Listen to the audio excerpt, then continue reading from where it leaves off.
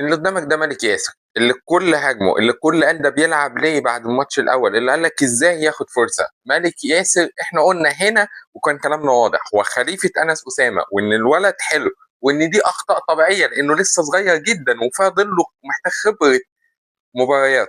انت معاك نسخه مصغره من انس اسامه، كمان سنتين ثلاثه هتبقى نسخه منه، لازم تفضل مراهن عليه، لازم تفضل تديله وقت، وهو بيديك اسرع مما هو متوقع. النهارده هو نجم الماتش وهو اللي خلاك تفوز بالماتش. دبل دبل تاريخي، 18 ريباوند، 17 بوينت، لاعب 43 دقيقة محافظ فيهم على المجهود البدني وفضل واقف على رجليه طول الماتش، ما تعبش. فهو ولد قوي قوي، عنده بوتنشال عالي جدا.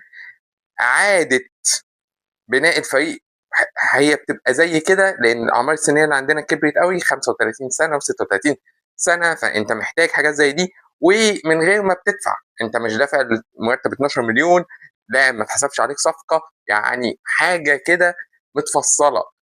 مش هتقدر تروح تجيب باتريك جارنر، مش هتقدر تروح تجيب عمر الشيخ، دي هتكلفك كتير. ولو قدرت هتجيب واحد فعلى الاقل يبقى معاك ناس تانية تقدر توصل لمستويات قريبه منهم بذكاء.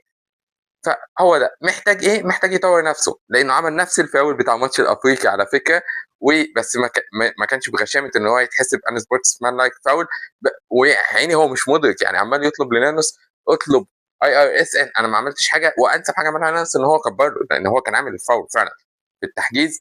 مش بس كده، عنده مشكله على الفري ثرو، نسبته على الفري ثرو سيئه جدا، 4 من 10 تقريبا النهارده، فضيع 6 فري ثرو وهو بيتعمل عليه فاولات كتير لان هو بيهاجم كتير. فهو محتاج يطور الفري ثرو، محتاج يشوف سيف سمير عمل ايه وعمر طارق عمل ايه ويعمل ده، لان هيديله ادفانتج عاليه قوي.